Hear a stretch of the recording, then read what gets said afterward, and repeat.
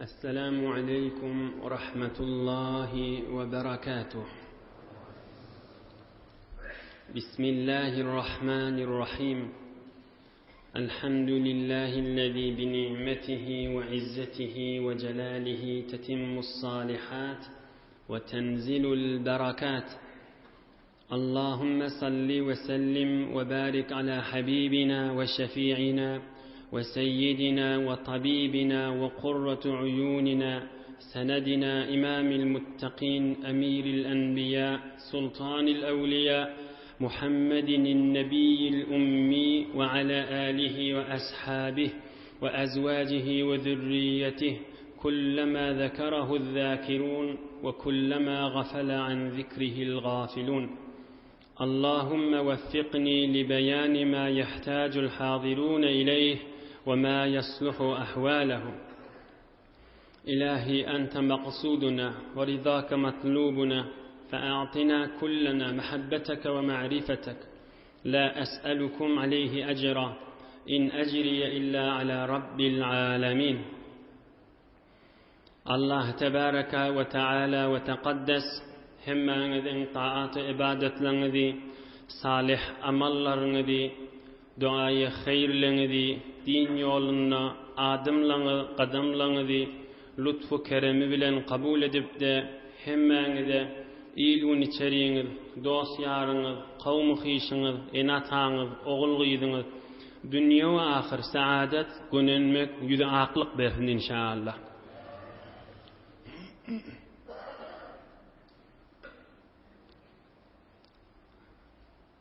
Gözümüzün nuri, başımızın tacı, tamam mahlukatların eşrefi ve azizi olan ömrünü vur beyik Allah Teala'nın buyruğundan çıkmadık, ömrünü vur günah etmedik. Muhammed Mustafa sallallahu aleyhi ve sellem 44 yıl yaşında hevri qiyinçılıklar, horluklar çekip dini açık aydıp millete elam edip Ebu Cehl, Ebu Leheb izinden aylanıp novarıklaşıp maskara edişip mızahım olup duran yağdaylarının içindedik.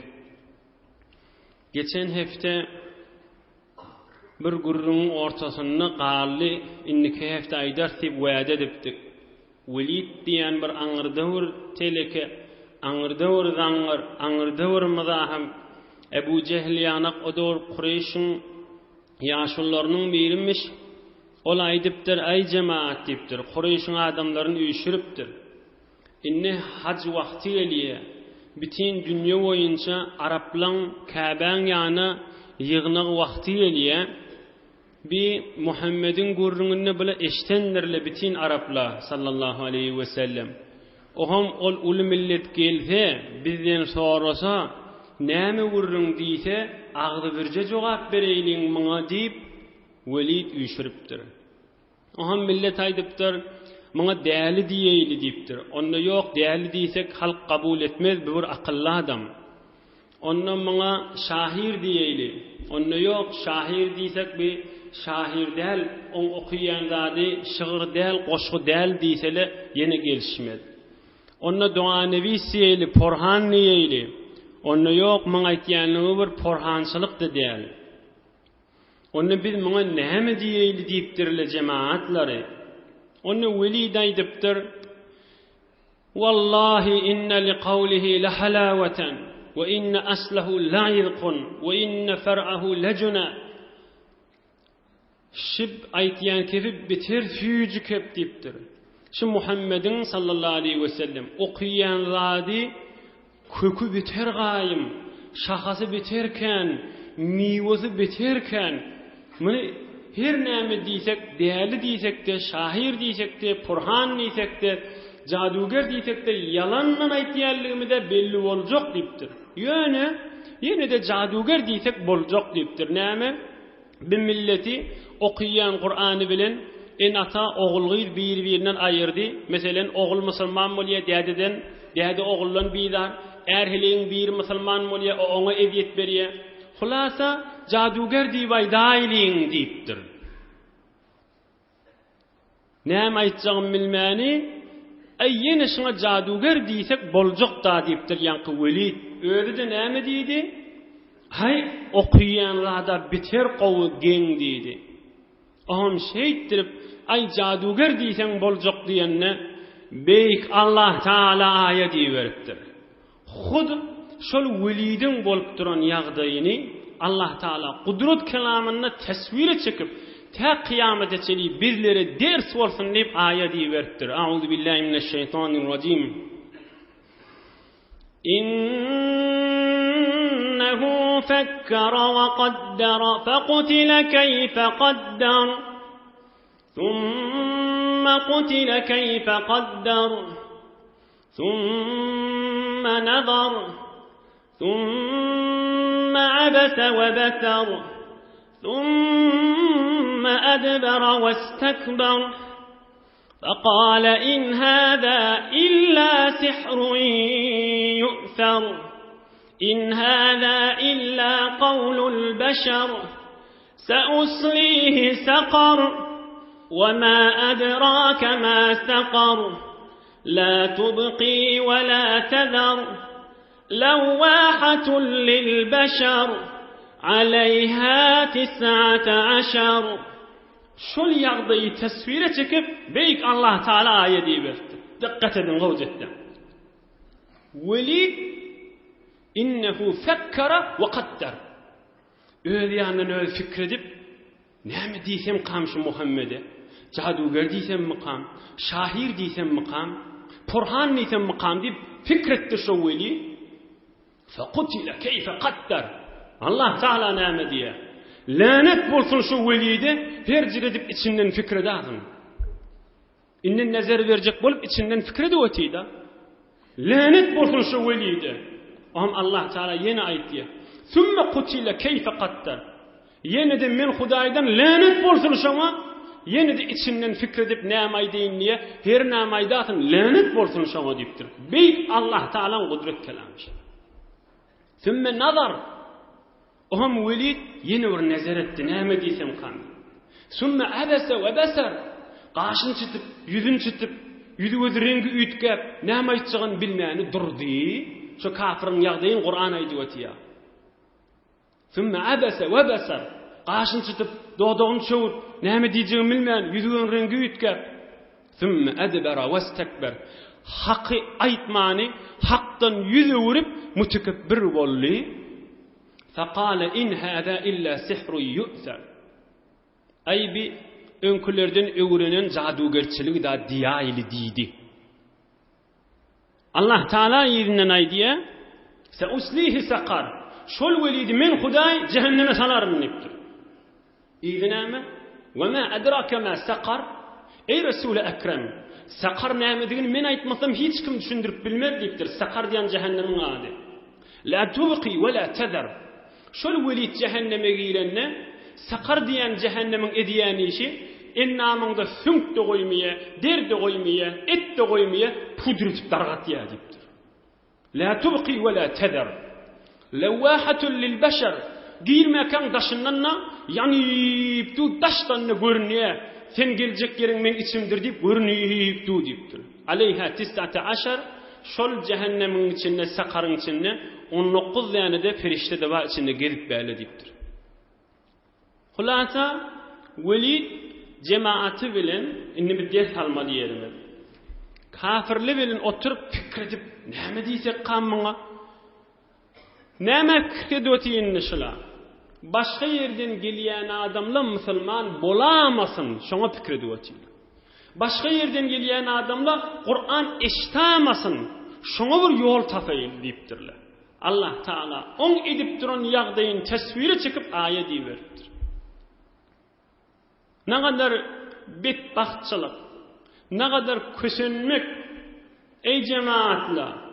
Bula indi kafir adam. Öde hakdygyny bilip öti. Geňdigini bilip öti. Şol kefin we dinin gudratdygyny bilip öti. Ýöne betbahtçılık öde hayırlanan akşondan başka halkıda salaz gelen akşon. Başka hiç kim şondan hayırlanmar yanak her yerden yol tapacak bolýardy. Allah Taala qahar edip on näjirek aýdywati, bir betbaht şeytirip yol tapacak bolýardy, cehenneme girtin. Hudaýyň lanety bolsun diýip Hudaý Taala şoňa aýdypdy. Inni musulmançylyk ýagdaýynyň içinde, musulmançylyk ýagdaýynyň imanyň içinde bütün musulmanlar bilýär. Bir denana, bir qyýy oglan bir gelin ýygnanyp gelse Hudaýyň hoşy geljegi. Awdetden gulak asyn. Bütün musulman bolsa bilýär, bir arasta toý tutsaň beýik Allah Taalaň hoşy geljegini. Hemme musulman bilýär şunu. Bütün musulmanlar bilýär, şijirek oturşykly Hudaýyň hoşy geljek oturşykdygyny. Bütün musulman mümin hele erkek bilýär, bir mescide, bir hücre, bir mualla, bir qaryba sadaka bersen sogaby bardygyny. We bütün mümin bolsa, beýik Allah Taalaga we Rasulullah jany imany bar adam bolsa, hulasa din bernamasy gowdar we şonu gelip berildi, derejede ýaşap berildigini bilýär. Hop, näme zat sebep bolmaly ham bir imanly dogan ya hijab ya arasy gezjek bolanna, ya şidir oturşygy şirket etjek bolanna, ya bir sadaka hayrat etjek bolanna, ya arasy toy tutjak bolanna, şoň ýöne geçjek bolmaly. Ýöne gurrun dogrulaşdyla kanaşyňa ýaplama gurrun diýma, şu aýny gurrun öýüdi haşy. Welid bilip oturanmışdyk hak zatdygyny, emma kafirmişdik. Bilse de imanyň içine girmendir. Şun okuyan zady gowzat dipdir. Ýöne halka işitdirmäliň dipdir. Näme dip? Faqat bahylçylykdan, içi qaralykdan we kafir bolup cehennemi bolup dünýeden geçip durýar. Aýtaplar. Şu ölüpdir, helak bolupdyr, şu gaçyny dogry cehenneme gaçypdyr. Muny beýik Allah Taala kudret kelamyna aýdypdy. Oňam aýa musulmançylykda imanyň içinde öýdi de bilýär, faqat şoň hijablyja arastaja bolup gidişini yaqinlary ya daşanragy şoňa bakylçylyk edip, şonu maskara edip utandyrjak bolup alyp galjak bolmaly. Mümin musulman hele erkek gelişýän ýagdaýa däldir. Bir kafirdäki ýagdaýdyr. Ya arasta toy tutmagy, Hudaýyň hoşy geljegini bilýär ki, Hudaýyň hoşy geljegini bilip, ay toy hoşluk bolmasa bolmaz akim dip aýdy oti. Ýöne bilýär Hudaýyň hoşy bardygy şu arasta toýdadygyny. Näjirek bey Allah Taalaň hoşba ýerde hoşy bolmak biz musulmanlar.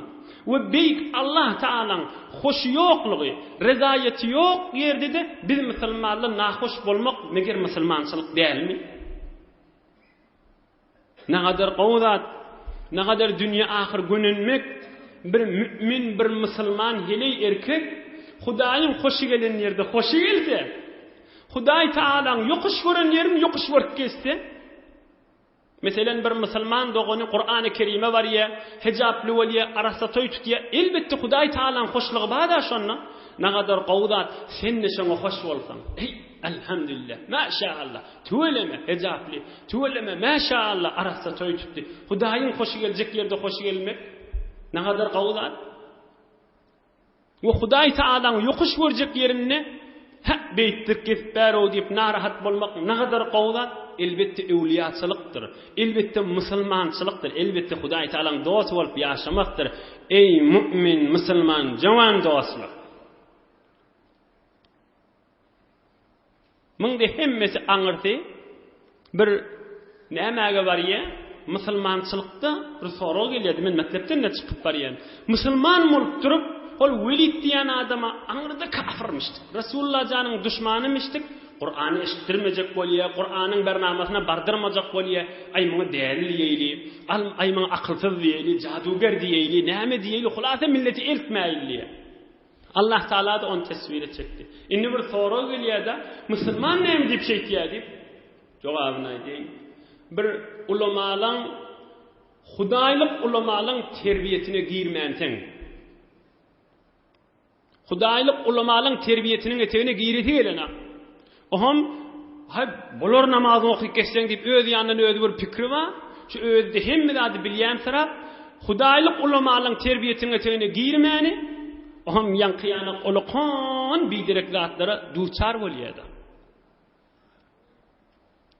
Elhasıl biz Müslüman Hudaý Taalaň hoş ýerine hoş bolsak we Hudaý Taalaň ýokuş ýerine ýokuş berdik elbetde iman kamil we musulmançylyk we beýik Allah Taalaň dost bolup ýaşamakdyr jowan dostlar. Şu ýagdaýlaryň içinde Yemen tarapdan Zamat dip bir adam gelipdir. Bir däli zat okyp, häfçip edip, taşyna geçip, gara dälini gowulyp gidýän adammış. Dälini mualaje edip, dälini derman etjek bolýan bir adam gelipdir Yemen tarapdan. Mekke'ye gelipdir, bir gurrunlary eşitipdir. Mekke'ye Mukarreme'ye gelenler. Bir dälli ýa-da bir jaduger diýen mamul, onu bir öz ýanyny öz aýdypdyr Zamat diýen adam. Ay bilme gerde olsa däldir diýipdir. Men ne oňa sataşyp göreň, mene oň soň dälliğini mualaje diýen, dälliğini bakýan, muny bakyp göräýin diýipdir. Ohan beýdik şey diýip, şol Muhammed diýen adamyň üstüne bardym diýe sallallahu aleyhi we baraka we sellem.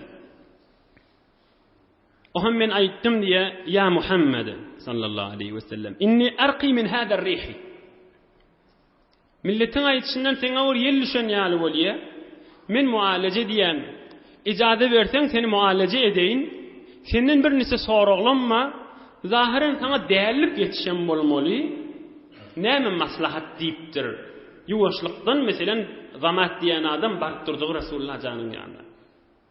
Rasulullah sallallahu aleyhi ve sellem mübarek kellesini galdyryp aýdypdyr. İnnel hamdelillah nahmaduhu ve nestaînuhu. Eşhedü en la ilahe illallah vahdehu la şerike leh ve eşhedü enne Muhammeden abduhu ve rasuluhu. Amma ba'du. Elbette tamam övgü ve hamd beýik Allah üçindir. Ve Hudaý Taalany men öwern ve Allah Taaladan kömek isteýän ve men şahadat berýän beýik Allah Taala bir ibadet edilýän Rabbimiz Allah'dır ve Muhammed de şoň bendesidir. Emma inni men aýtjak kim ştak ýetirinni Zamat diýipdir. Aid aleyye kelimatika haula. Yan okuyonjaň gaýta okuydy diýipdir. Häzir gurruna giýrenaka. Häzir ayatdan Qur'an-ı Kerimden okuyanaka. Ey sawatly dostlar, o gulagasy. Fakat beýik Allah'a hamd aýtdy we kelime-i şahadat aýtdy Rasulullah. Gaýta aýtdy diýipdir. Ohan Rasulullah jan ýankyny gaýta aýdypdyr. Beýik Allah'a hamd bolsun, beýik Allah'dan kömek isteýän we men şahadat berýän kelime-i şahadat aýdypdyr. Ohan Zamat aýdypdyr. Yine bir öwreleseň şikefi diýipdir. Yine de Rasulullah jan aýdypdyr. Ohan Zamat näme diýipdir? Men ömür saýa porhan ne gördüm, jaduger de gördüm, şahir de gördüm diýipdir. Emma bizle geçdema ve laqad balagna qamusal bahri. Sen aýtýan kefin derýalaň gapdalyna tapylmaýar diýipdir. Sen aýtýan kefin derýaň çuňyr ýeriniň düýünden çykyp gaýtýarsan diýipdir. Murwaritning tapylýan ýerinden çykyp gaýtýarsan aýtýan kepleň diýipdir. Dälin urrun bolmaly diýipdir. Ve laqad balagna qamusal bahri. Sen aýtýan kepleň derýaň çuňyr ýeriniň düýünden aýtýar diýipdir. Bir derýalaň gapdalyna da tapylýan zat däl, hewre erzişli zat diýipdir. Elini uzat men seň dinimde diýipdir. Ey mümin musulmanlar, häzir Qur'an-ı Kerimden okuyup beren aka, häzir hiç de tawzih beren aka. Oham Rasulullah sallallahu aleyhi ve sellem bolýa diýipdir. Elini uzadypdyr. Janymyz malymyz. Inata oğul güýdimiz Rasulullah janyň fedasy boldun. Elini uzadan moýna näme diýipdir? Faqala Rasulullah sallallahu aleyhi ve sellem ve ala qawmika qala ve ala qawmi. Elini uzadypdyr. Sene musulman bolluň diýipdir. Elini tutakana sen yine maňa bir zady kol ber diýipdir Rasulullah jan. Wa'de ber, näme diýipdir?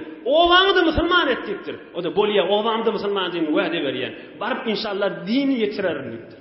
Şeýda kana musulman et. Ne kadar ders var bir gurrun içinde. Kıssat geçirmeli gurrun gel abi. Awvalqı ders yaxşıca ders almalılar. Kafirleri görün oturuşdylar, ay däli diýeýin, jaduger diýeýin. Hulasa Rasulullah jany eşitdirme, ýetirmäýin. Peýgamberimize gaşyn adam sataşdyrmaýyn diýdi da. Qaytam şolan kefi bilen zamat däli bolsa men göreýin dip qaytam barmaga musulman bolmaga sebep bolupdyr. Qaytamyň musulmanlygyna sebep bolupdyr. Eger däli hiç de diýmetikle bolsa, şaýat zamat diýen adam sataşaýyn ne diýmetin Rasulullah jana.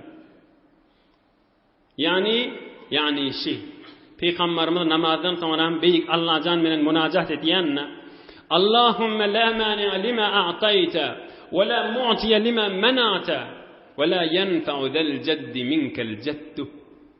Hudaya wanda. Sen bir zady bereýin diýsen, oň öwüne geçen bolmaz. We sen bir zady berjekkä diýsen, onu bir adam alypdy başaramaz diýdi. Ve Hudaya sen dergahında bir adamın awadallygda peýdasy ýok, bir adamın malynyň da peýdasy ýok. Amene salih bilen öwe gelmese Rasulullah janyň namazdan sonra münajaty şi. Şonu ders berýär. Ola atylşy wetile hiç kim musulman etmejek bolup, qaytam şolaň atylyp durşy adamlaryň musulman bolmagyna sebep bolupdy. Din bernamasyna mızahym bolmak zilletten başga, horlukdan başga, bedbahtiden başga getirýän nädir? Beyik Allah Taala'nın kelamının içinde ve Resulullah janyň zindigi namasynyň içinde siratynyň ýaşaýyşynyň içinde sebep bolup galýa, taýki kıyamata çyly ders bolsun diýip. Din bernamasyna mızahym bolmak horlukdan başga, bedbahtçylykdan başga getirýän nädir? Şayet tarafı bir mızahım bolsun asılsın ha. Emme Allah Taala başka yerden ona bir mahraj, başka yerden ona bir feraj, başka yerden bir atsalga hükmen koyar ahlasyna göre. Ona eviyet berip, azal kefa edip, mızahım bolup hiç de et bolmar. It üýür, kerwan geçip gideni galar. Özüniň bidirek nejis enterdigini sabit etdi bolar. O Hudaý Taala'nın ýanyna giriftar bolar. Ol Hudaý Taala dininiň bernamasynyň gapdalynyň haw etmek, ol ite meňe adamda bolýandyr. Kafira gelişikli zatdyr. Musulman adama gelişikli ýagdaý däldir. İkilenji diýip kalmalylar. Onu örten, ya Rasulullah, ya Muhammed diýipdir aňyrdan gelenni. Sen däli alyp bolýan, maňa ejade berjekmi diýende Peýgamberimiz gyjyrdaýar, şol biziň ýerimiz aýdyrsa, kim aýtdy şonu sana diýjek?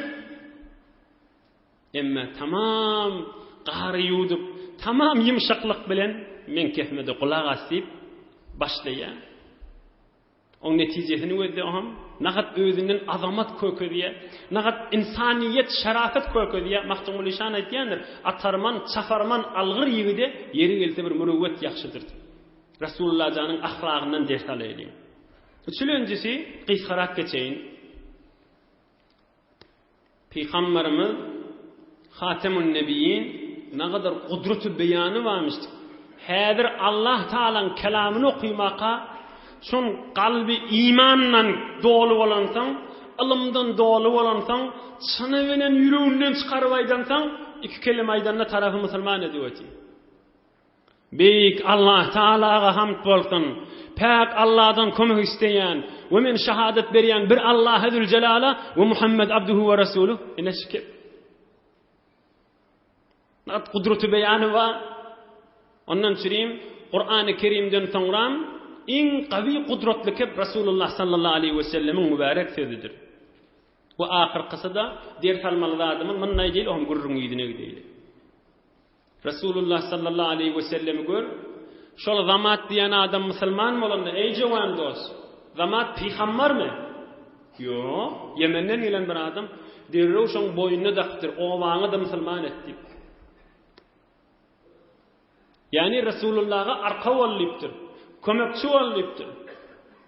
Aya özümizden çüreyim, öwrenen zadymyzy dostumyza geçirmeden çüreyim, mahallemde geçirmeden çüreyim, mektep tabistanydan çüreyim. Tomus gelensen gurrun koklamdy, yok, dogry gurrun öýdi. Gör Peýgamberiň aýtyşyny, "Wa ala qawmika" Qol ver owaňy da dine rahmet çekdir. Bolýa ya Rasulullah, "Wa ala qawmi" owaňy da rahmet çekeýin diýipdi. Elhamdülillah hemmemiz Resulullah janyň ümmeti ki kelime-i şehadet aýdypdy. İmanyň içinde öwrenýän zadyň, bilýän zadyň, eşitýän zadyň öz içeriğimiz, owamyz başga musulmanlara din gurruny, yani Allah Taala'nın nurunyň içinde goý giýirtinip begenmekde. Müslümanda onun qowlugy irade etmek. Hulasa kafirlik gördüler, qaytan musulmanlar köfelip barýar. Yol ütgetipdirler. Inni näme etmeli? Inni maskara etmeli, oynamaly, gülüşmeli, Resulullah janın üstüne aşgal dökmeli, qum dökmeli, taýinki sahabalar ruhlaryny ejizletmeli. Bizir orta qiyinlik diýsildi diýip inni bir ýola gelipdirler. Üýşipdirler kafirler, oturşypdirler. Näme diýeli? Inni faqat maskara edip gülşeýli. Şeysekde musulman boljak adam da musulman bolar. Ay beýtirip maskaraçylyk boljak bolsa gerekkädi diýsildi diýip. On maskara etmeklerini başlapdyrlar. Resulullah sallallahu aleyhi ve sellem her hiyabany gaşyn çykanna bir zaňyr kafirin miri Peygamberimizin ýüzüne sen özüň näme? Peygamberimizi aýyp edip, ýürüýüşinden aýyp edip, kepleşinden aýyp edip, hatta Allah Taala'dan aýyp edip maskara etjek bolup utandyrjak bolýan. Ýüzünden näme aýyp etmäge durup, Peygamberimizi gurrun barajak ýerlerde sahabalaryň ýanyna aýyp etýän. Allah Teala ayet diýerdi. Bismillahirrahmanirrahim. Veylul likulli humazatin lumazah الذي جمع مالا وعدده يحسب أن ماله أخلده ويل لكل همزة لمزة Allah Teala aydypdyr, cehennem bolsun, dargamak bolsun, betbahtçylyk bolsun. Resulullah jany we ta kıyamata çelýän musulmanlaryň ýüzüne we ýygynyň aýyp edip, maskara edip, gara şondan bir aýp tapjak bolýan adama dargamak bolsun. Ina ayetçi. Veylul likulli humazatin lumaza. Şonda ýindir ayet. Ol başardy Peygamberimiz maskara etjek bolup başlapdyr. Allah Teala da ýüzüne we ýygynyň başarsa aýp tapjak bolup, utandyrjak bolup, bir bahanaň ýygyny gerip beren adama weyl bolsun diýipdir. Ey mümin musulmanlar, ders sahaby birlere. Likulli humazatin lumaza. Her bir aýbyň ýygyny gerip bereni. Hulasa bir bahana tapjak şol aýp etjek. Bir ýerinden tutup aljak şol. Bir ulukhan bir ýerinden aýp tapsa, bir qızıl genç atafın ýanyna gidip şonu yaplap aýtjak da birine. Allah Teala haram etipdir onu. Resulullah sallallahu aleyhi ve sellem kuçelerde, hiyaballarda gelip bäke mübarek kellesine ýürüti eýlilen goşawçylar qum uýmaga durupdyrlar. On bir soraw digelýär da, hani Hazreti Hamza ýanakly geçen hafta musulman boldy. Hazreti Hamza da musulman bolandan sonra yeke muzahim bolmandyrlar, kafirler üýşipdirler. Üýşüp edeýlim. Hazreti Hamza'ga biri dese üç öldürecekler. Peygamberimiz de cihad etmeye icazanız yok deyiptir. Ondan sonra üyüşüp mızahım olyamıştıklar. 20 nefer, 30 nefer, 40 nefer var. Mübarek Peygamberimizin üstüne kum uyuyamıştıklar. Peygamberimiz sallallahu aleyhi ve sellem فعاد إلى بيته والتراب على رأسه المبارك فقامت إحدى بناته تغسل عنه التراب وهي تبكي ورسول الله صلى الله عليه وسلم يقول يا بنية لا تبكي. mübarek kelledi. Qumdan nolu olmalı.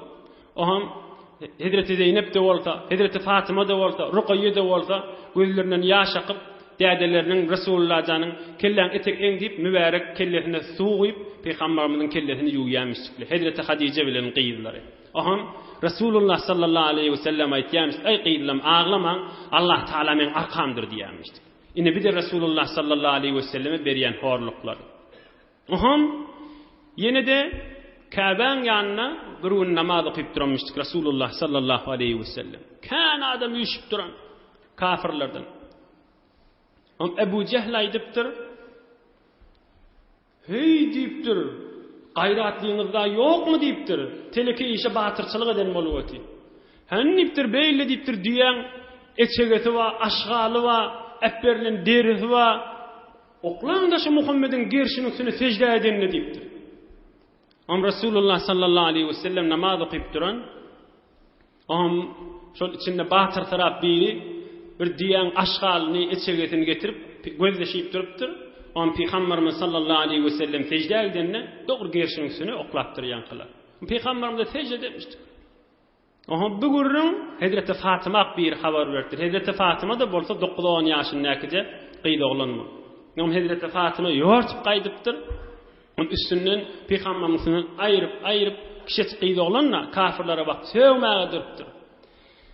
فَلَمَّا قَضَى رَسُولُ اللّٰهِ صَلَّى اللّٰهُ عَلَيْهِ وَسَلَّمَ الصَّلَاةَ قَالَ اللّٰهُمَّ عَلَيْكَ بِأَبِي جَهَلٍ وَعُتْبَةَ بْنِ رَبِيعَةَ وَشَيْبَةَ بْنِ رَبِيعَةَ وَالْوَلِيدِ وَأُمَيَّةَ بْنِ خَلَفَ وَعُقْبَةَ وَعَمَارَةَ.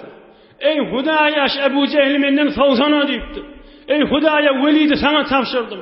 Ey Hudaya Ukba'nı sana tavşırdım. Ey Hudaya Amaret'i sana tavşırdım. Ey Hudaya Amaret'i sana tavşırdım. Ey Hudaya İbn Şeyban'ı sana tavşırdım. Fawzanaşılar men başımdan deyipti. Ahir Resulullah sallallahu aleyhi ve sellem ini bedduanı asmana aşı uçurttur. Ulu Mekke sandıra verttir. Bir Kâben yanına, bir Muhammed mun duası kabul adı. Olanda hemmesi tutuş kafir olup, darga, zilil, xar olup, şu yıkılan boyuna cehenneme qaşın qaçıyaş olan hemmeti. Hiç qaytı musulmançılık iman nesip etmiyor. Yankı 7 nefer Resulullah'dan atlarını tutup, yeki namazdan sonra Allahümme aleyke bi Ebi Cehil. Hudayaş Ebu Cehil sana tavşırdım. Dargasana, ayırsana men başımdan deyipti. Beyli bir mızahımçılık olup, Resulullah sallallahu aleyhi ve sellemin bedduasına gereftar oluptur. La havle ve la kuvvete illa billahil aliyyil azim. Oham yine de bulan mızahımçılıklarını kemeltmendirler. Peygamberimiz sahabalar bilen daşarik çıkanda bular görsele oho yerin yüzünün padişaları geliyor. Fars, Rum fethetçekle geliyor. Son Peygamberimiz aytyanmıştık da İslam azda voltak işte Fars'ta fetih olur, Rum'da fetih olur. İmparatoriye Fars, Rum hepsi yıkılıp Müslüman olacaktır deyip aytyanmıştık. Aman maskara etyanmıştıklar. Yerin yüzünün padişaları geliyor, bular görün deyip el çarpışıp, zikılık çalışıp, gülüşüp maskara etyanmıştıklar Resulullah cani sahabaları. Oham bir aydıptır. Hey öyle pehlivan, her adam yıkmadık. Türkmen arkası yere değmedik bir pehlivan varmıştır. Ey Muhammed deyiptir. Men görüşüp men yıksan men Müslüman bolayım deyiptir. Oham Peygamberimiz sallallahu aleyhi ve sellem 3 kedik görüşüp üçüsünü de yere yasıptır. Oham ey deyiptir falani inni görüşün gurrun koy. Dir imanın içine deyiptir. Dir beyik Allah Taala'nın nurunun içine bereketinin içine deyiptir. O dövrüni ve zattir. Şu bağı gelliysen şu bağda gelse Müslüman bolayım deyiptir. Oham Resulullah sallallahu aleyhi ve sellem ey bağ Allah Taala'nın izni bilen qayıp berip deyiptir. Fa aqbalatish shajaratu tahuddul arda. Yer yarıp qaydı veriptir. Be bizir jadugerliğinde varmı sen deyiptir. İzine gitse Müslüman bolayın deyiptir. Oham aydıptır. Ey bağ Hudaýyň izni bilen izine git deyiptir. Yine izine gidiptir. Teňa jadugerliğin güýçlümüşdik aytyp yine musulmançylygyna girmäni betbaht bolup jadugerdik geçipdirler. Bir de Peygamberimize bolýan adalardan. Muhim şeýitdirip maskara edip gülüşüp duqala Allah Taala ayet diýberdir. Veylül lil mutaffifina ahirki ayeler okuýlar. Euzubillahimineşşeytanirracim.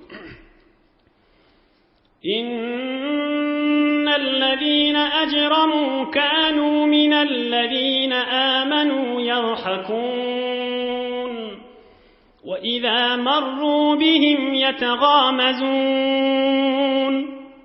ve izâ انقلبوا إلى أهلهم انقلبوا فكهين وإذا رأوهم قالوا إن هؤلاء لضالون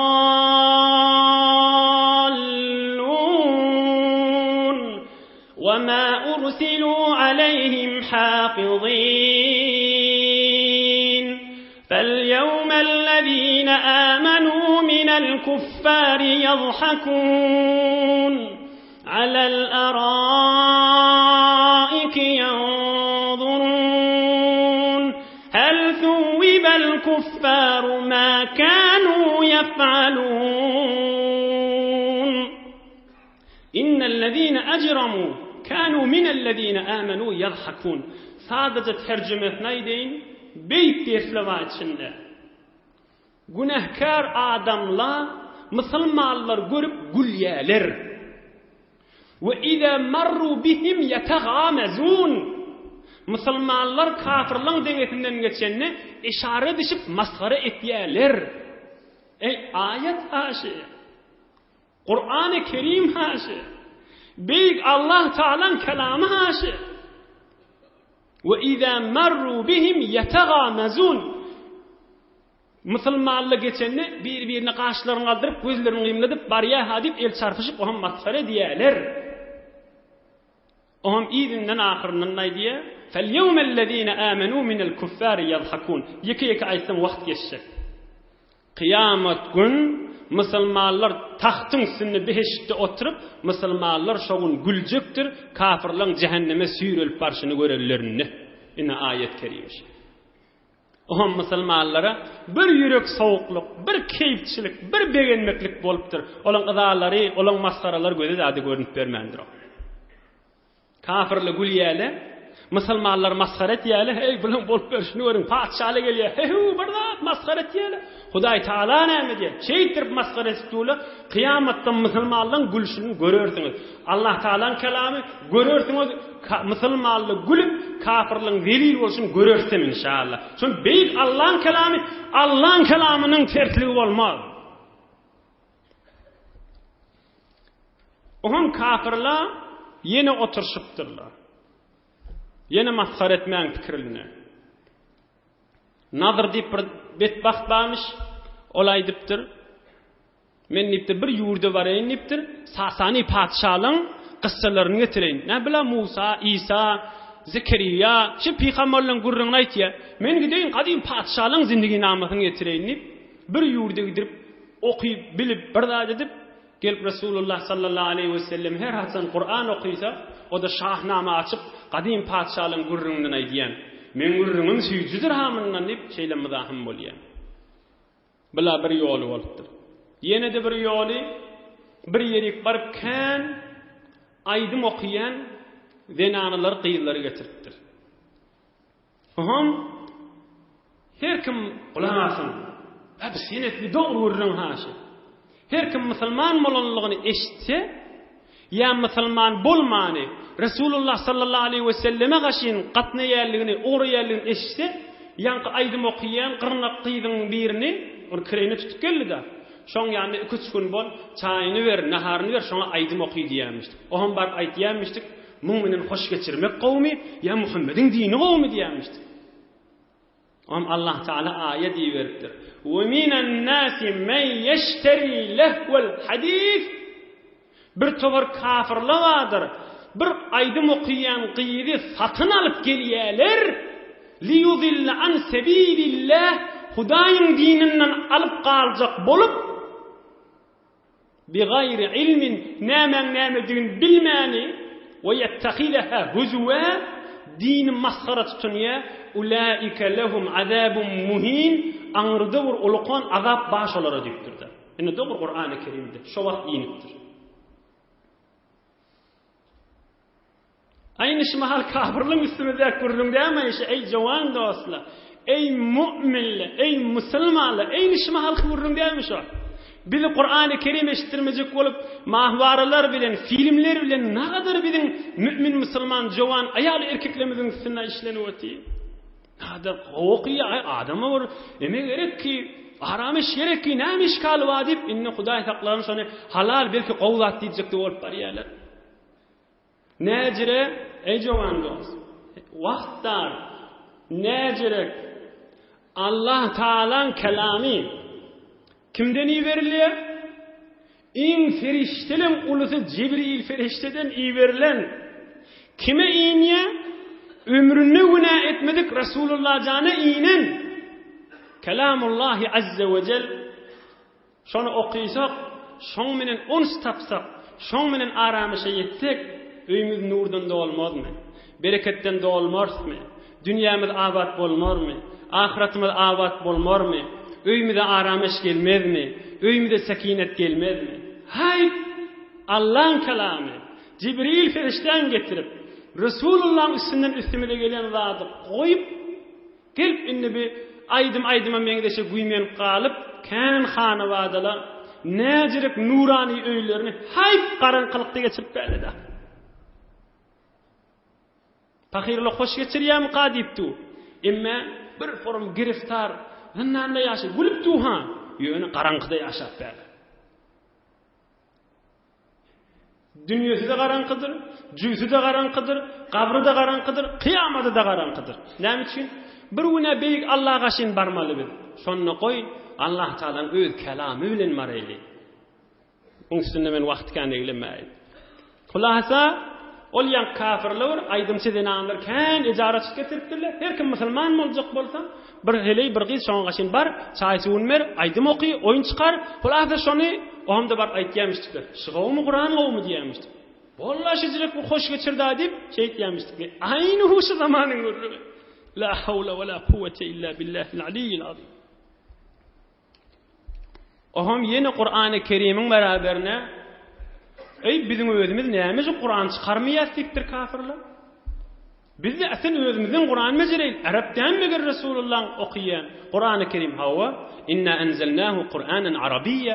Qur'an-ı Kerim Arap akıllı, bilimli, savvatlılar qaw işdir, qaw gılansın. Am bilawr sure bejertdirler. Sure-i Fil dip. Bizim elem terekeyfe ta'ala rabbuka bi ashabil fil yana. Becerellerdişi. El fil, mel fil, ve ma adraka mel fil, lehu khurtumun tawil. Fil näme? Filin uzun burnu var. Am öýler oturup iň aňyrda akylly bejerip tuturdyga. Öýler ýene ay bolmaz ki, mulan maskarçyk, bu näzir mereka getirjek diýipdir. Bu näzir aýtjak bir Qur'an mejertik diýipdir. Emma beýik Allah'ın kelamyny özde el-qari'atu mel-qari'ah ve ma adraka mel-qari'ah. Bir de şu odurlugyny özde el-qari'ah mel-qari'ah ve ma adraka mel-qari'ah. Ola da şoňa bejerip otyş ondan görüp. Emma nägat gerşiksiz, nägat nursyz, nägat bereketsiz, nägat manasyz. El-fil mel-fil ve ma adraka mel-fil lehu khurtumun tawil. Hiç manasy ýok. Fil näme? Filin uzun burnu var. Lem aňyrda akylly bejeriller. Mana ol, Allah Taala aýdypdyr. Bir surada getirip bilseňiz getirin diýipdir. İnsanlar jylla, ýerin ýüdi, tamam mahlukat üýüşsin diýipdir. Bir jidäne getiren sura diýipdir. Hiç başarmarsaňyz diýipdir. Ol beýik Allah Taala'nın kelamy mahlukatyň kelamy bilen deň bolmaz diýipdir. Ine Qur'an-ı Kerimden alqaljak bolup qadim padşahyň gurrungyny bir getiripdirler. O gurrunly ýerde beýik Allah'ın kelamy ýerde. Aýdym çögeleri getiripdirler. Onu Allah Taala tehdit etipdir. Sura getirenşik bolupdurlar. Resulullah jany maskara edip, sahabeler maskara edip, ene her ýoldan gelipdirler. Ene beýik Allah'ın kelamy. Bäri baş bu oturşymyz Qur'an-ı Kerim'in nuruny, Resulullah janyň zindigisiniň bereketini gözden, ýöne itýanak bolup howlak galyp, ebedi Allah Taala'nın gaharyna duçar bolan adamlar bolupdurlar. Bir üçdäni gysgadyk ders başyň içinde. Wagtymda tamam boluşy ders aýdyp tamam eden inşallah. Aňyrty 3-4 dagyga. Özüme we hemmemde ders aýdýan. Rasulullah sallallahu aleyhi ve sellem aýdypdyr. Hudaý aýtýar diýip, ýan gurrunlardan ders tabi, gurrun ýerden. Hudaý aýdýar, näme aýdýar Allah Taala? Men adali waliyan faqad adantuhu bil harbi. Hadisun sahih rawahu al-Imam Bukhari. Her kim düşman tutunsa Allah Taala aýdypdyr. Her kim düşmançylyk etse men dostlamyň biri bilen, her kim düşmanlyk etse men dostlamyň biri bilen diýipdir Allah Taala. Ýa-ni faqat adantuhu bil harb. Men Hudaý elam edýän şol adam orta çykdyn, men Hudaý bilen jeň etsin şol diýipdir. Men adali waliyan faqad adantuhu bil harb. Her kim Hudaýyň dostu bilen düşman bolsa, Hudaýyň dostuny düşman tutunsa, men Hudaý bilen jeň etmäne orta gelsin diýipdir. Men şonu dargadaýyn diýipdir, o da dargamajak bolsun, göreýli wakaýl diýipdir. Musulman adam bir neferin dini sebepli, bir neferin takwalygy sebepli, bir neferin Hudaýlyk sebepli düşmanlyk görmek, aňyrda dargamakdyr. Allah Taala hadisi kudusida aýdan kefidir. Ýan adamlary özden Resulullah jana düşmançılık edecek bolup zelil bolup geçip gitdiler. Yine de bir qatı bir geň zat şu zamanny we kafirlaň zamanına ey jowan dostlar, ey imanly dogallar. Inni haqiqata qaziyany özdeten musulmanlar kafirlar maskar etmeliler. Ey baba nätdir ketpäňiz abid gelin Hudaýyň ýoluna ey herre ey beýtmäň dip ey näjire bolýar batylyň içinde bozguň içinde dargak girip beren adamlar Hudaý Taala nurunyň içinde girip berenleri maskar etmeli. Bu näjire zat bolýar? Bu näjire aks bolýar? Bu näjire wajgun ters bolýar? Hudaý Taala İmanın içinde, nurun içinde, hidayetin içinde, Allah Taala'nın dininin içinde girip veren adamı icazet vermeye kafir maskar etmeye. Emme kafirçılık ne kadar gen, ne kadar betbahti, dargak girip be. Qaytam nurun içinde, imanın içinde adamları maskar etmedi. Ne kadar ters oluyor. Ne kadar aksi qaziye oluyor be. Elbette bir genler, bu da özü Hudaýdan daşlygyň aňyrda bir alamaty, bir betbahtçylyk bolmaly. Hudaý saklaýan. Bu ahirki defte görünip ötýär. Resulullah jan kynçylyklar çekipdir, nämeden çyryň? Din dünýä boýunça ýaýrasyn. Hi bolmanyş mal 3500 kilometr daşda getdiren türkmen ýylyň için imanyň içinde getdir. Ol kynçylyklar çekişiň öýde mübarek kellerine gum goýulypdyr, hafa oklanypdyr, maskara edilipdir, oýnalypdyr, her zaklar aýdylypdyr. Indi biz fakat guşymyzy arassalaman, fakat şoňa bir güýjimiz ýetmejek bolsa, ýa bir kompýuterlemede arassalamajak bolsak, gelişmez jowan dostlar. İmanly, mümin, musulman, erkek we aýal bollar. Şu dinin, şizirek zahmetler, şizirek kıyınçılıklar bilen üstümüze gelip öti, ardan satmayalım, muvt satmayalım. Bir kıydın ya bir erkeğin, ya heleyin, ya erin, ya inatan hatta, ya oğluydun, gövünü örcek bolup Hudaýyň gaharına tuşamayalım. Ardancık satmayalım kulasa. Asan bundan derhali, özümüz oturup derhali verme, näçe oturup yan Resulullah janın kıyınçılıklarından. Allah Taala nuri imandan ayırmasın. Allah Taala dünya ahir saadet, yurdumuz parahat, vatanımız emniyet asayişten ayırmasın. Ulamalarımız ve milletimizin ağzı birliğinden ayırmasın inşallah. Musafiratta, hizmette, qurbatta tamam müşkilli doğulan beyik Allah Taala müşkillerini asan etsin inşallah.